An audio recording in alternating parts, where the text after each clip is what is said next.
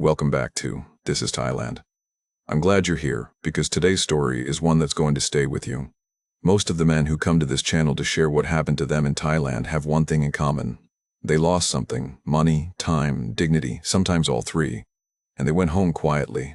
They told themselves it was their own fault. They swallowed it. They didn't talk about it, didn't report it, didn't do anything except try to forget. Today's story is different. His name is Brendan. He's 65 years old. He's from County Leitrim in the west of Ireland, and he spent most of his working life underground. He came to Chiang Mai 8 months ago carrying a grief he hadn't fully reckoned with, and an inheritance he didn't quite trust was real. He met someone, and what happened over the following months tested everything he thought he knew about people, about himself, and about what a man does when he finally understands he's been had. I'll tell you this much. Brendan did not go home quietly. Here is his story, in his own words. Right. So if you don't know where Ricina is, I won't hold it against you. Most Irish people couldn't find it on a map either. It's in the Roscommon Hills, up near the Leitrim border, and for a long time it had the last working coal field in Ireland. That's not something people put on postcards. It wasn't pretty country in the way that Clare or Kerry is pretty. It was working country, farms and grey stone walls, and men who got up before it was light. I started down the mines when I was 19. My father had worked them, his father before that. It wasn't a calling. It was just what you did if you were from there and you didn't have money for university. You went down. I spent about 12 years at Arigna before they closed in 1990. The closure wasn't a surprise. The coal seams were thin, the economics were bad, and the government had been signaling it for years. I wasn't sentimental about it. I walked out with my lamp the last day, same as the others, and that was that. What the mines did give me, apart from a back that's been complaining ever since and a lung that does something strange when it rains, was a way of reading situations. Underground, you develop a sense for when things are stable and when they're not. Pressure builds in certain ways. Ground shifts in certain ways. You learn to feel it before you can see it. I didn't know until much later how useful that would turn out to be in an entirely different context. After Regina, I moved to Dublin for construction work, spent several years there. Then over to Birmingham in the late 90s where there was more of it and the money was better. Laboring, then site supervision, eventually a decent enough position with a civil engineering outfit, nothing glamorous. Wages, bills, the occasional holiday, a life that was ordinary in all the ways a life can be ordinary and completely fine with that. I met Maura when I was 23.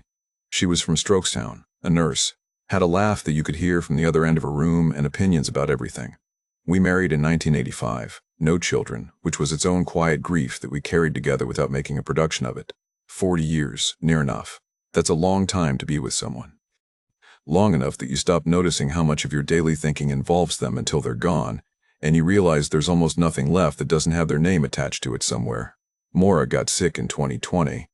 Ovarian cancer. I won't go into the detail of it because it's not a detail kind of thing. It's just a long, slow wait that gets heavier. And by the end, you're running on a kind of autopilot that isn't grief exactly, it's just function. You learn to give injections. You learn to read blood results, what the numbers mean, which direction they're going. You sleep lightly enough that a change in breathing wakes you. You drive to Galway and back for chemotherapy appointments so many times that you stop seeing the road. She died in March 2023, a Tuesday morning. And the house went quiet in a way I hadn't anticipated. Which is a strange thing to say when you've known for a long time that it was coming. But knowing a thing and arriving at it are two different experiences. I sat in the house for 4 months, made tea, watched television without watching it, talked to the neighbors when I had to, phoned the kids of people I knew back home, which is to say Maura's nieces and nephews, because we'd no children of our own. I was going through the motions of being alive, which is different from living, and I knew the difference, but I couldn't find my way from one to the other. Then my brother Seamus died. He was 71, 3 years older than me, and he'd been a bachelor farmer his whole life outside Carrick-on-Shannon. Never married, never spent money on anything he couldn't justify. Accumulated a modest property over 60 years of not spending anything. He went in the field one afternoon. Heart. They found him the next morning. We weren't close in the way that people mean when they say close. We spoke at Christmas and when something needed to be spoken about. But he was my brother and he was the last of the immediate family. And when he went, there was a particular kind of aloneness that settled in that I hadn't felt before, even after Maura. The land sale came through in October, €112,000. I sat with the letter from the solicitor for a long time. I'd never had money like that. My whole life was wages coming in and bills going out, and at the end of it, a state pension and a small work pension that covered things but didn't cover much more than things. €112,000 sitting in an account was an abstract thing. I didn't know what to do with it. I didn't trust it, if that makes any sense. It felt like it could evaporate. What I knew, the only thing I knew with any certainty, was that I couldn't stay in that house. Mara was in every room of it, not in a comforting way, or not always. In the way that empty spaces where someone used to be are sometimes worse than nothing. I wasn't looking for anything. That's what I told myself. I want to be honest about that because it matters. A man who tells himself he's not looking for anything usually wants everything. I know that now. I didn't let myself know it then. I booked a flight to Bangkok, connecting north to Chiang Mai, in November 2023. One way. I told myself it was just a holiday. A bit of heat. A change of air. A bit of heat. A change of air. I'd be home by February. I was 65 years old, I was on my own for the first time in 40 years, and I had more money in my account than I'd ever had in my life. I had no idea what was coming. There was a man I'd worked with in Birmingham. Gareth, his name was. From Merthyr Tydfil originally, moved to England for the same reasons most Welsh lads moved to England back then, which is to say there was work there and not much at home. Gareth retired at 62, which seemed early to me at the time, and about 6 months after he finished, he started posting photographs on Facebook. Markets piled with fruit and vegetables in colors you don't see in the Midlands of anywhere, temples with orange-robed monks at the steps, plates of food that looked like someone had been paid to arrange them, a beach chair, a beer, Gareth grinning in a short-sleeved shirt with the look of a man who had figured something out. I watched those posts for 2 years while Maura was sick. I want to be clear that I'm not proud of that. You sitting in a hospital waiting room at 7 in the morning and your phone is there, and the photographs are there, and there's a part of your brain that goes somewhere it shouldn't. I never said anything about it. I barely admitted it to myself. But it was there, this low background frequency, the idea that somewhere in the world it was warm and the days were organized differently. After Seamus's money came through, I found Gareth's posts again and I started reading properly. Not just looking at the pictures, but following the links. The forums he mentioned, the threads where men much like me asked questions, and men who'd been there a while answered them. I was doing this at 2 in the morning more often than not. The house was quiet and sleep wasn't reliable, and it was something to do that wasn't staring at the ceiling. Chiang Mai kept coming up. Quiet, people said. Affordable. A proper city, not a resort. Decent hospitals if you needed them, which at 65 you have to think about whether you like it or not. Not Pattaya. I want to say that clearly because I know what people think when they hear Thailand and a man of a certain age, and I want to say plainly, I was not looking for that. I'm not saying I was a saint. I'm saying Pattaya was not what I was after. I wanted somewhere warm where nobody knew me, and the days would feel different from the days at home. I booked the flight in October for a November departure, Bangkok first, then a connecting flight north. One way because I didn't know how long I'd stay, and paying for the return in advance felt presumptuous somehow. I told the neighbors I was taking a holiday. I told Maura's niece Sinead I'd phone when I landed. I locked the house in Roscommon and got a taxi to Dublin Airport at 4 in the morning, and that was that. Bangkok I don't have much to say about. I was there 18 hours, long enough to feel the heat hit me coming out of the terminal like a wall, long enough to eat something from a cart near the hotel that I couldn't identify but that tasted better than anything I'd eaten in months, long enough to sleep badly and wake early and get the connecting flight north. Bangkok was an introduction. Chiang Mai was where I was going. The city surprised me. I don't know exactly what I'd expected, but it wasn't this. It's a proper city of 1 million people, with a grid of roads and shopping centers and universities and terrible traffic. But then there's the old city in the center, inside the ancient moat, and that part has a completely different character. Temples, small guest houses, coffee shops, the smell of incense mixing with whatever's cooking on the street. It wasn't small and it wasn't quaint, but it had a pace to it. Things moved more slowly. Nobody seemed to be in a particular rush. I found a guest house near the east side of the old city walls. Clean room, a ceiling fan, a small balcony you could sit on in the evenings. The woman who ran it was perhaps 70 and spoke no English whatsoever, but communicated everything necessary through gesture and expression and the occasional piece of paper with a number written on it. $3.50 bought a night. At the time, that was roughly €8. I stayed there a month. The first 11 days I did what I imagine most people do, walked a lot. Ate at the night markets, pad krap hao, mooping from the charcoal stalls, some tam so spicy the first time that I genuinely wondered if I'd made a mistake. Drank Chang beer on the balcony watching the light go. Visited temples because they were there, And because there's something about a space built entirely around the idea of quiet that I've always found useful, whatever you believe. I watched the other foreigners. You couldn't help it. There were types. The young backpacker types passing through on their way somewhere else. The English teacher types, often younger, often looking slightly worn around the edges in the way that living on a local salary will wear you. And then the older men, my age and over, who had clearly been here a while. You could tell the difference between a man on holiday and a man who had made a decision. The long-term ones walked differently, knew where they were going, had their places. I didn't know yet which one I was going to be. Day 11, I was looking for a minibus north to Pai. Someone at the guest house had mentioned it, mountain town up in the hills, worth a day or two. I walked down Neiman Road, which is the part of Chiang Mai with the coffee shops and the boutiques and the university crowd, and I found what I was looking for. Small travel agency, real sign over the door, proper signage, not handwritten. Inside, framed posters of national parks on the walls, a desk with a computer, a filing rack with brochures. Functional. Nothing fancy. The kind of place that exists because people need to get from one location to another, and someone has decided to make a business of arranging that. She was behind the desk. Nok. That's what she told me her name was.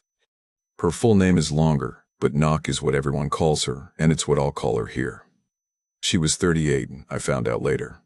Compact and composed, short hair, the particular stillness of someone who is comfortable in the space they occupy. She handled my query efficiently, looked up the minibus times, told me the price, explained the options.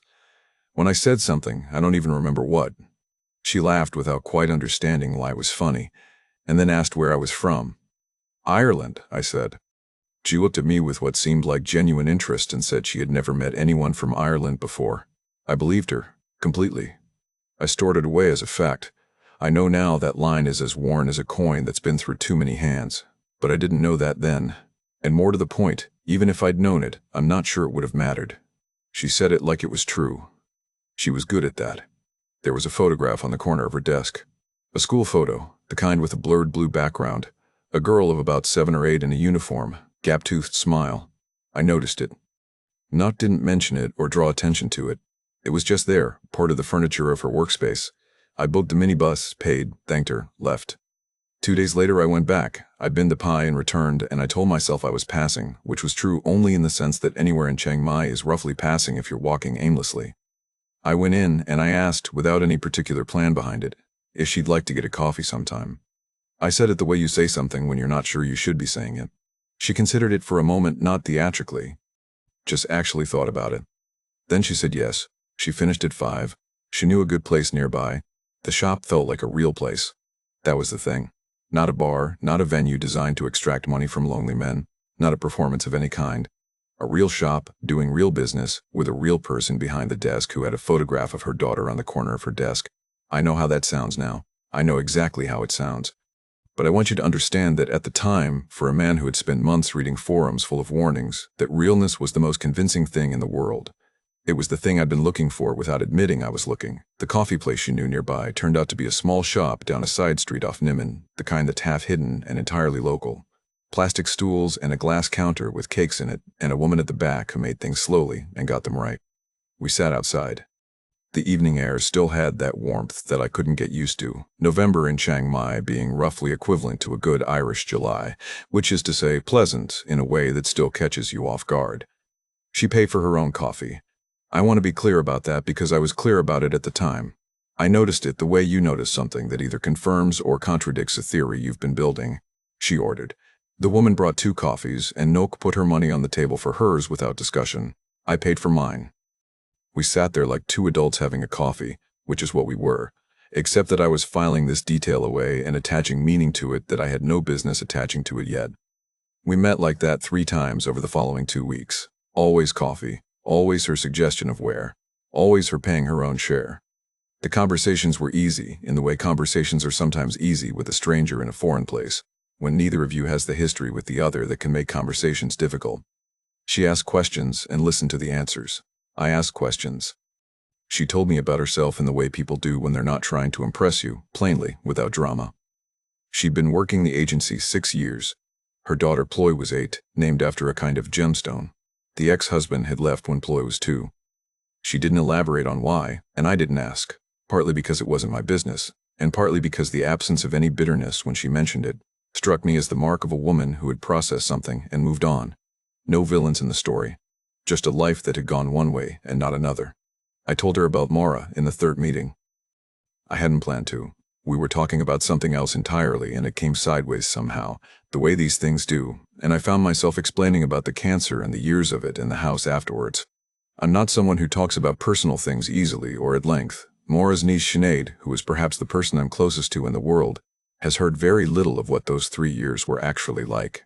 But I told Nok, sitting on a plastic stool in a side street in Chiang Mai, more than I'd told most people. And she listened. Not with the performance of listening, the nodding and the sympathetic sounds that people make when they're waiting for you to finish. She actually listened, and when I finished, she didn't fill the silence immediately. She let it sit. That might sound like a small thing. It isn't. The ability to sit with someone else's silence without rushing to cover it is rarer than you'd think. And to a man who had spent 3 years in rooms where silence had a particular weight, it meant something considerable. I know what you're thinking, and you're right. Looking back at it now, I can see that this is precisely what she was good at, reading what a person needed and providing it. But I want to be honest about something, even knowing that now, even understanding the mechanics of it, what I felt in those moments was real. My end of it was real. I just didn't understand that the other end of it was something different. The relationship became physical after about 2 weeks. I mentioned the timeline because it mattered to me then, and I'm trying to represent how things felt, not just what happened. It felt like evidence, like we'd taken time. Like it wasn't transactional. After that, the financial things started, and they started in a way that felt like nothing at all. The first things weren't money, or they didn't feel like money. I pay for dinners because that's what you do, or what I do if you're out with someone and you've more means than they have. I took a taxi when she would have taken the Songdiu, the red shared truck thing that goes along fixed routes for 20 baht, because it was easier and the difference in cost was nothing to me. Her motorbike needed a repair, I don't recall what exactly, some mechanical thing, and it was 1-800 baht, which is roughly 40 euro, and when she mentioned it I said I'd sort it, not because she asked. She didn't ask. I offered. That's important. I was very clear on this at the time. She didn't ask. There was a month when the agency had been quiet. January is slow, she said, tourists fewer, and she mentioned it in passing, not as a request. I didn't give her money. What I did was book 2 tours through the agency that I didn't really need or want, a full-day temple tour and a cooking class, just to put some business through the books. I told myself that was different from giving money. Looking back now, I'm not sure it was, but that's the distinction I was drawing. By the end of week 8 or so, when I added it all up, I'd spent somewhere around 2,200 euro on things in this category. Dinners, taxis, the motorbike, the unnecessary tours. That's the number. I want to be specific because the specificity is the point. None of it felt like a significant amount. Each thing was a reasonable decision in isolation. That's how it works. You don't drift into anything. You make a series of small, reasonable, individual decisions that only look like a drift when you put them end to end. She didn't fit the profile. I kept coming back to this. Every forum I'd read before coming to Thailand was full of cautionary tales, and I'd read enough of them to feel, if not immune, at least informed. Bar girls running up tabs, lady drinks and bar fines, and men who thought they were in love with someone who was working. Sick buffaloes, and sudden dying mothers, and construction on a family home in Isan. I knew the shapes of these stories. Nok had none of those shapes. No bar, no nightlife. She was home by 9 most evenings, she told me, because Ploy had school early. She didn't drink, or barely, 1 chang to my 2 over a long dinner. She had a job. A real one, with a lease and a sign and 6 years of her life in it. She wasn't asking me for anything. I was offering things freely because I had more than she had, and because it made me feel useful in a way I hadn't felt since Maura died. There's something I need to say here, and I'll just say it plainly. She reminded me of Maura, not in looks, in how she held herself.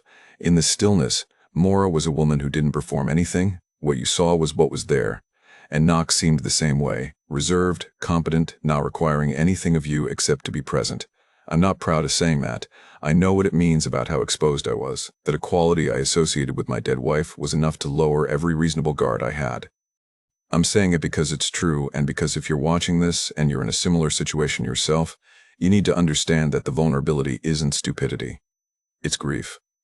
And grief makes very particular targets of very particular people. By December we were something. I didn't have a word for it, and neither, I think, did she, or at least not one she offered me. But I was spending several evenings a week with her, and occasionally with Ploy, who was a straightforward child, the kind who looks at you directly and says what she means, and I found that I liked her. That mattered to me. I'm not a man who pretends to like children. I either do or I don't, and I can tell the difference. I liked Ploy. She was a real small person with her own character, and she had nothing to do with what her mother was doing. That's the hardest part to carry. Now that I know everything I know, not the money, the child. Each thing I did, I told myself, was a decision I made. A man who makes decisions is not a man being taken advantage of. I had agency. I had agency. I had information. I was not naive. That is what I told myself. In the weeks to come, that story was going to get significantly harder to maintain. By December, Chiang Mai had become something close to ordinary, which is a strange thing to say about a place so far from anywhere I'd spent my life. I knew where to get breakfast. I knew the woman at the noodle stall near the East Gate who put extra basil in things without being asked, and never tried to charge me faring prices. I'd sorted a longer stay visa, the tourist visa you come in on gives you 30 days, and then you either leave and come back or go to the immigration office on the ring road and queue for an extension. I got the extension. That was a decision, small in itself, but looking back, it was the first formal acknowledgement that I wasn't going home when I'd said I was going home. I was spending 3, sometimes 4 evenings a week with Knock. Occasionally, she'd bring Ploy to a market or a Sunday morning dim sum place near the old city. The kind with the metal steamers stacked 6 high and old men reading newspapers at the next table. Ploy would eat with focused efficiency and ask me questions about Ireland with the directness that children have before they learn to be polite about curiosity. Did it really rain every day? Was it true there were no snakes? I told her there were snakes, but they were small and not dangerous, and she seemed vaguely disappointed by this. I found I was glad when she came, not for show, just actually glad. The school fees came up in a conversation about Ploy's future. These things rarely arrive directly. They arrive inside other things. We were eating kalmangai, the simple poached chicken and rice that I'd become fond of, a place near Niman she liked, and Noak was talking about Ploy doing well in maths, her teacher saying she had a good head for it. And from there the conversation moved, naturally, to what kind of school might suit a child with a good head for things. There was a private school, she said, international curriculum, English instruction. The quality was better. The other school, the one Ploy was at, was fine.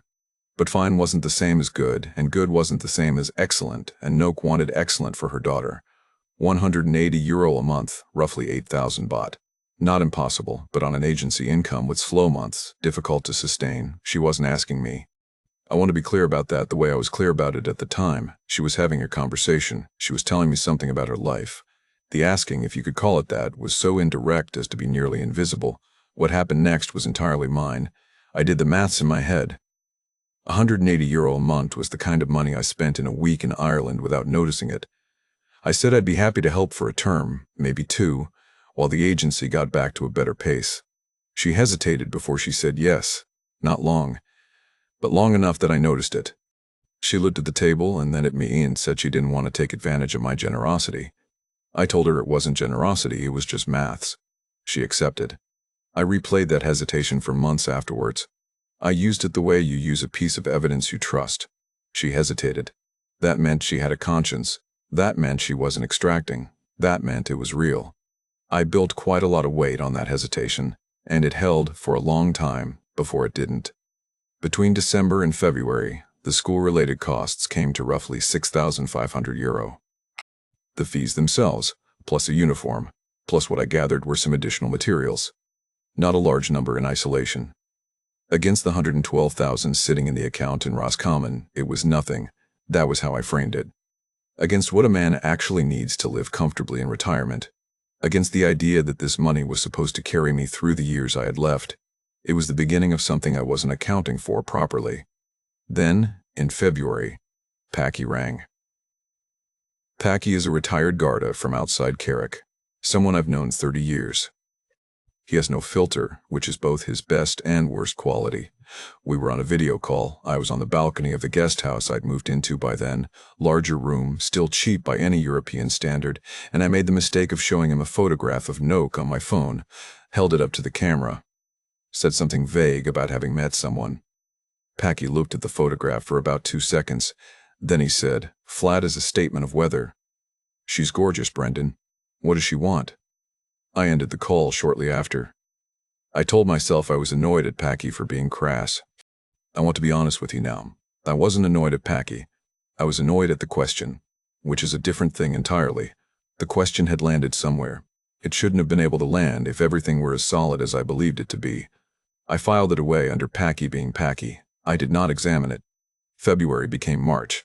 Knock rang me on a Thursday evening, and I could tell from the first word that something was wrong. Her mother, who lived in a village outside Lompang, about an hour and a half south on the bus, had had a fall, hip fracture. She was at the public hospital there. The public hospital could manage it. But there was a private option, Rajavaj Hospital in Lompang. Cleaner, faster, better rehabilitation. The cost for the procedure and the recovery, approximately 400,000 baht, roughly 9,000 euro. I knew this story. I want you to understand that I knew it completely. I had read this exact narrative on forums before I ever boarded a plane. Sick mother, medical emergency, private hospital costs, Western boyfriend pays. It is one of the oldest and most reliable frameworks in this part of the world for extracting money from men in my position. I knew it, like I knew my own postcode. I sat with it for 2 days. On the third day, I drove down to Lampang with her. The public hospital ward had 8 beds. The smell was disinfectant, and something underneath it that hospitals always have. The particular quality of a place where people are frightened and in pain. Knock's mother was a small woman, 70 at least, with the hands of someone who had worked outdoors most of her life. She was frightened in the way that old people are frightened in hospitals, not dramatically, but quietly, the way fear looks when it has nowhere to go. She weighed me from the bed, the small bow with the pressed hands, the Thai greeting, and I weighed back, clumsily. And she said something to Knock that Knock translated as "thank you for coming." I paid for the private hospital.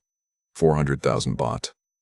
About 9,000 euro, plus follow-up costs that came to roughly another 2,000 over the following weeks.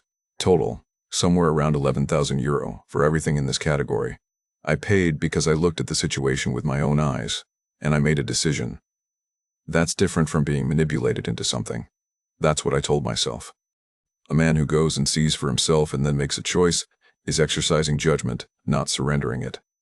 There was a Dutch man I got talking to around this time, a Chiang Mai lifer of the kind you meet in certain coffee shops, been there a decade, knows everything, says little, watches a lot. I mentioned the business arrangement that Noak had recently raised with me, showed him some paperwork on my phone. He looked at it carefully and asked, very quietly, whether I'd had any of the documents independently translated. I said I trusted her. He nodded slowly. The way you nod when you've decided there's no point saying more. I noticed that nod. I filed it away, 2 flags now, Packy's question and the Dutchman's nod, both filed under other people not understanding the full picture. Other people not having seen what I'd seen, not having been in the room, not having watched the mother in the hospital bed do a Y from underneath a thin cotton blanket. There's a difference, I told myself, between knowing a story and being in one. I was in one. I was in one. I was certain of it. I was right about that part, at least. The business proposal came in the way everything had come, not as a demand, but as a situation. A set of circumstances that required a response. Not explained it one evening in late February, sitting at a table outside a restaurant near the night bazaar. The kind of place with paper lanterns strung overhead and the smell of galangal and lemongrass coming from the kitchen. She wasn't dramatic about it. She laid it out the way someone lays out a practical problem.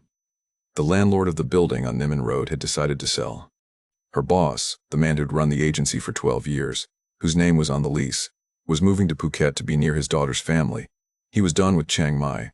The agency itself, the equipment, the booking systems, the relationships with hotels and tour operators that he and Nok had spent years building, could be acquired. Not the property. Foreigners can't own land in Thailand. I knew that much from the forums. But the business itself, the lease transferred and the goodwill purchased. She'd been in contact with a solicitor. She had preliminary figures. She needed a partner. A silent one.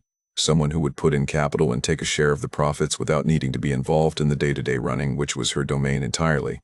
She knew the business. She knew the clients. She knew what it was worth. The ask was 600,000 baht, 28,000 euro. I want to tell you honestly what happened to me in that moment. I spent my entire working life in other men's enterprises, down their mines and on their sites and in their offices. I never owned anything. I never owned anything. I never owned anything. I never backed anything. I earned wages and I paid bills, and I was fine with that. I want to be clear that I was genuinely fine with it. I'm not a man who carries resentment about that kind of thing. But when Nock described this, something moved in me that I hadn't expected. The idea of being a part of something, of putting money somewhere real and watching it do something. I'd spent 40 years working for other people, and here was a woman I'd been with for 5 months, a woman I believed in, asking me to help her build something of her own. I knew I needed to think about it carefully. I told her I'd think about it. I took a week. During that week, I thought about the Dutch expat's nod. I thought about Packy's question. I thought about the hospital in Lampang and the mother's YE from the bed. I weighed things. I told myself I was being rigorous. What I was actually doing was building a case for a decision I'd already made. That's not thinking carefully. That's looking for permission. There's a difference, and I know the difference now, and I didn't then. We met at the agency on a Saturday morning when it was closed. She had the documents laid out on the desk, the lease agreement, a summary of the business's booking history, some figures on profit margins over the previous 2 years. Everything in Thai. She sat beside me and went through it section by section, translating as she went, patient and professional. She answered my questions without any sign of impatience or evasion. When I asked about the lease period, she showed me the relevant section. When one asked about what happened to my investment if the business closed, she explained the arrangements. I asked questions. She answered them. I was in the room I most wanted to be in, the room where this was real. I know that sounds like a strange way to put it, but that's what I felt. I'd been half waiting, without fully admitting it, for the moment where the cracks appeared, where the thing showed itself to be what the forum said it would be. And it hadn't come. Month after month, it hadn't come. And now here we were in a real office with real documents and a real business to consider, and it still wasn't coming. I transferred 28,000 euro, 600,000 euro, 600,000 baht. It cleared within 48 hours. The running total in my head by this point, if I'm being honest about what I was choosing not to add up properly, school fees, the hospital, the motorbike, the tours, dinners, everything, somewhere approaching 50,000 euro out of my 112, nearly half. I wasn't framing it that way. I was framing each category separately, keeping them in different compartments where they each looked reasonable in isolation. The weeks immediately following the transfer felt entirely normal. That's important to say. There was no sudden change, no new urgency, no immediate next ask. I visited the agency during opening hours a few times. Met a couple of clients briefly, a young German couple booking a trekking package to Doi Inthanon, an older Australian woman planning a Thai cookery course. The place had the quiet, functional energy of a real business operating in a real way. Nock was professional and efficient. I felt like a man who had made a sound investment. Then came the Tuesday. I had left a rain jacket on a chair at the agency the previous Thursday and hadn't needed it since. It was the dry season, the jacket was just a habit, but I found myself heading that way on a Tuesday morning for no particular reason and decided to collect it while I was passing. The door was open. I went in. Nock was behind the desk. There was a man on the other side of it, leaning across it in a way that wasn't professional. Thai, roughly her age, well-dressed, the particular ease of someone who was comfortable in the space. The conversation between them when I walked in had a quality that I clocked immediately, intimate, low, the sudden shift in register when a third person enters a room where two people have been alone, not shouted, not dramatic, just immediately different from the moment I appeared. Nock saw me, transitioned smoothly, the way someone does who has good instincts under pressure. Smiled. Introduced the man as her cousin, visiting from Lampang. I said hello, collected my jacket from the chair. Said I'd see hello. Collected my jacket from the chair. Said I'd see her later. I walked back to my guest house, up through the old city, past the moat where the slow traffic moved in both directions and the tuk-tuks beeped at nobody in particular, and a monk in orange robes walked along the inside footpath with complete, unhurried certainty. I noticed all of this. I was very aware of everything around me. I sat on the bed in my room. The cousin from Lampang. Lampang was where her mother was from. The mother with the hip fracture I'd paid 9,000 euro to have fixed. The cousin from the same family. I sat with that for a while. Underground, you learn not to run at a wall that's showing signs of movement. You don't shout, you don't make sudden movements. You read it, you take the information it's giving you, and you sit with it, and you work out what it means before you decide what to do next. The most dangerous thing you can do when the ground shifts is panic. The second most dangerous is nothing. I didn't contact Nock that evening. I lay on the bed watching the ceiling fan turn in the heat, and I thought about things with the particular calm that I've always had in situations that call for it, which I understand sounds strange given what I'm about to tell you I'd already spent. I'm not proud of the amount I'd spent. I'm telling you about the calm because it's the part of this story that matters most. Because the calm is what came next. 3 days. I didn't contact Knock. Didn't go near Niman Road.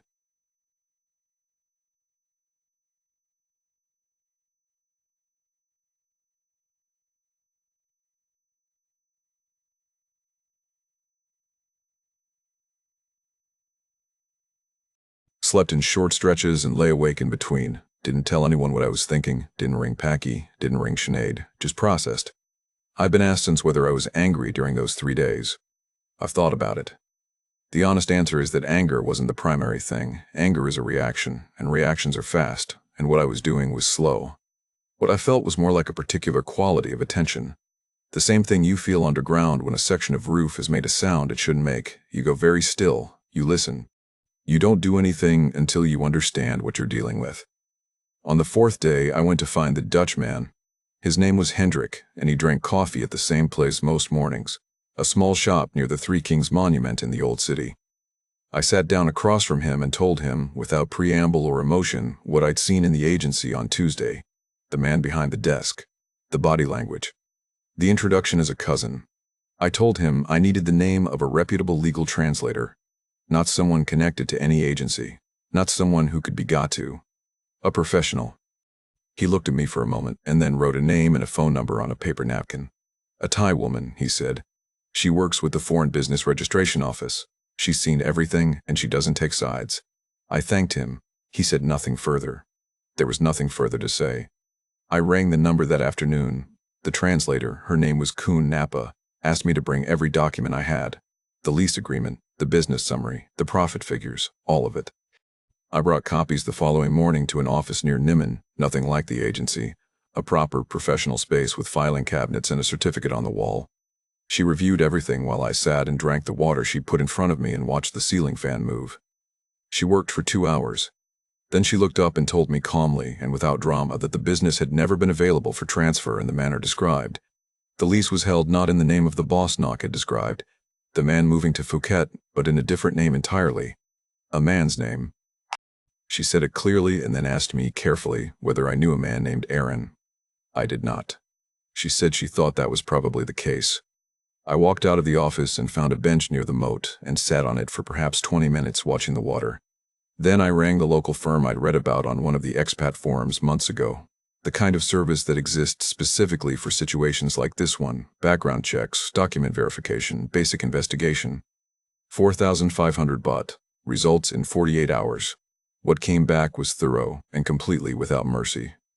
Knock had been in a relationship with a man named Aaron for approximately 3 years. They shared a rented house on the east side of Chiang Mai. Her employment at the travel agency on Niman Road was real. She had worked there, but she had left 14 months ago. The shopfront remained open under a subletting arrangement. What happened inside it for certain visitors, for men like me, was a constructed operation. The documentation she had shown me, the lease agreement and the business figures and the profit summaries, had been generated to support a transaction that was never real. I read the report twice. Then I made an inventory in my head. The daughter existed. I believed this was true. The mother's hip fracture appeared to have been genuine. The hospital was real, and the records would confirm an admission. The mother was real. The daughter was real. The agency connection was real. Partially. Everything else, the business ownership, the exclusivity of the relationship, the trajectory of a life that had simply needed a reliable partner, was constructed. True foundations. False walls built on top of them. This is the thing that the forums don't warn you about properly. They tell you about the entirely false stories, the invented dying mothers, and the fictional buffaloes. What they can't fully prepare you for is the architecture that uses real things as its base. Because when some of it is real, your mind uses the true parts to vouch for the false ones. The mother weighed me from a hospital bed. That was real. And so everything attached to it felt real by association. I sat with all of this for a further 2 days. Not in distress, exactly. In assessment, not in distress, exactly. Then I went back to Kuhn Napa. I asked her about Thai consumer fraud law. About what constituted documented financial deception. About the formal process for lodging a complaint with the police. She looked at me across the desk with an expression I couldn't quite read at the time. She said very carefully that most men who came to her with situations like this were looking for advice on how to leave quietly, to cut their losses, to go home. I said I had no interest in leaving quietly. She looked at me again. Then she nodded, once, and started talking. What I had, she explained, was an unusually strong position. The personal money, the dinners, the motorbike, the school fees, the hospital, was difficult. Those could be contested as gifts, as personal choices, and she was right that I had framed them that way myself. But the business investment was different in kind. Because Nock had not simply asked me for money, she had generated documentation. A fake lease agreement, false profit summaries, fabricated business records to support a transaction. That was deliberate commercial fraud, not a personal arrangement, and it was prosecutable under different provisions. And I had receipts. I had photographed nearly every bank transfer on my phone, being, as I've always been, old-fashioned about money. I had the documents she'd shown me. I had dates and amounts and a paper trail that was, as Kun Napa put it with professional restraint, unusually complete for a case of this type. I told her I wanted to proceed. She made some calls. Over the following days, she had preliminary conversations with a contact at the local police station. They were interested. The documentation made them interested. These cases usually came in without evidence and went nowhere. This one had a folder. I didn't contact Nock. I didn't tell anyone back home. I moved through the days in Chiang Mai, ate my meals, walked the old city in the mornings, sat by the moat in the evenings watching the light go gold on the water, and I made my arrangements. Most men at this point go home quietly. I understood why. There's shame in it, and exhaustion, and the simple desire to put distance between yourself and the place where the thing happened. I understood the impulse completely. I just didn't feel it. 30 years underground teaches you something about the value of completing a job before you leave the face. You don't walk away from an unstable wall. You shore it up, or you bring it down in a controlled way, or you make sure nobody else is going to walk into the same section without knowing what they're dealing with. You don't just walk away and say nothing. The plan took shape. Kun Napa was clear, methodical, and exactly what I needed. We set a date. I asked her what I needed to bring. She told me. I brought it. The folder on the table was ready. Getting Nock to the police station required a small deception of my own. There was a woman, a Thai lady who'd been friendly with Nock through the agency, someone who still had her number, who agreed, after I explained the situation carefully and without drama, to pass a message along. The message was simple. Brendan wanted to meet. He wasn't angry. He wanted to talk things through. He'd suggested a cafe near the old city walls. The location became the police station. I was already seated when she arrived. Kun Napa was beside me, a police officer in plain clothes. A lieutenant, Kun Napa had explained, who handled commercial fraud cases, was on my other side. On the table between us was a folder, not large, just a manila folder with documents in it and a small stack of phone screenshots, paper-clipped together. Note came through the door, clocked the room in about 2 seconds, and stopped. I've thought about that moment since. I've tried to describe it accurately to myself. She was well-dressed, as she usually was. She had a particular quality of presentation that I'd always noticed. She stood in the doorway and read the room with the speed of someone who has good instincts, and I watched whatever she prepared herself to do dissolve, and then she sat down. She sat down across the table from me and looked at the folder. Kun Napa explained the situation in Thai. She did this calmly and fully, with the methodical quality I'd come to rely on. She explained what the documents contained. She explained the specific legal distinction between a personal financial arrangement and a fraud involving fabricated commercial paperwork. She explained the provisions under which the latter was prosecutable and what the process would be if we proceeded formally. Nock was intelligent. I had always known that. She understood within the first 2 minutes exactly where she stood. She didn't argue. She didn't deny. She looked at the folder, and then she looked at me, and she said in English that she was sorry. Then she began to cry. I want to describe this as I experienced it, rather than as I expected to experience it. I had imagined this moment, not obsessively, but I had thought about it during the planning days. I had imagined a certain quality of satisfaction, something resolved, something completed. What I actually felt, sitting across the table from her, was mostly tired. She was frightened, and the fear was real, and the apology was probably real in its way, and none of it changed anything, and I sat there and felt the specific exhaustion of a man who has been very careful for a long time. She begged, not elaborately. She said she had ploy to think about. She said she hadn't meant for it to go this far. She said things that I'm sure she meant in the moment she was saying them, and I'm sure she also knew that meaning them didn't constitute a defense. I didn't say much. I let Kun Napa conduct the meeting. That was the right decision, and I'd made it in advance. The civil agreement took most of the morning to negotiate. What Na could not provide herself, Aaron's family, who were contacted and who arrived, after a tense interval, with the tight-faced compliance of people who have decided the least bad option is cooperation, agreed to cover. Structured repayments. Roughly 300,000 baht. 14,000 euro, not everything, but considerably more than nothing, and more than most men in my position ever see. One condition I insisted on, the police file remained open. It would not be closed until the final payment cleared. This was Kun Napa's idea, and it was a good one. It meant the agreement had teeth. The payments came through over the following 6 weeks. Every one of them. I flew home on a Tuesday morning in late April 2024. 8 months after I'd arrived. I took a Santayu to the airport in the dark, the same red shared trucks I'd watched Knock avoid for taxis when I was paying. The city was quiet at that hour, a few monks already moving on the pavements, the smell of morning street food starting up somewhere nearby. I sat in the back of the truck with my bag and watched Chiang Mai go past the open sides and felt, more than anything, the specific weight of a man returning to something he'd left rather than escaping something he needed to leave. The house in Roscommon, I won't pretend it was easy to go back to. It was still quiet. Mora was still in every room of it. But the quiet was different somehow. I've tried to explain this to Sinead and I couldn't quite get it into words. Something about the house having been waiting rather than simply empty. I don't know. It's possible I'm reading too much into it. The money. Between 33 and 38,000 euro, depending on how you count things, I made deliberately and things that were taken from me. I don't count the mother's hospital. I made that decision myself, with my own eyes open. That's mine. The rest was fraud, and I got a portion of it back. And that's the shape of it. I've been asked whether I regret going. The honest answer is no. I regret specific decisions made at specific moments when I knew the ground had shifted and chose to walk on it anyway because I needed something to be true. That's not the same as regretting the going. The going was necessary. The house was unbearable, and I needed somewhere warm and different, and I got 8 months of that, some of which were genuinely good months. I had that, the part that stays with me, and I'll finish on this because it's the thing that's most worth saying, is not the money and not even the deception. It's that she was partially real, not even the deception. It's that she was partially real, not entirely false. Some of those evenings, some of those conversations, some of those silences she sat with me in, I don't have a word for what was in those. I don't think there is one. And that's the thing nobody warns you about adequately, not that it's all fake, that it's not, that the part that isn't fake is what holds the whole thing together and makes the rest of it possible.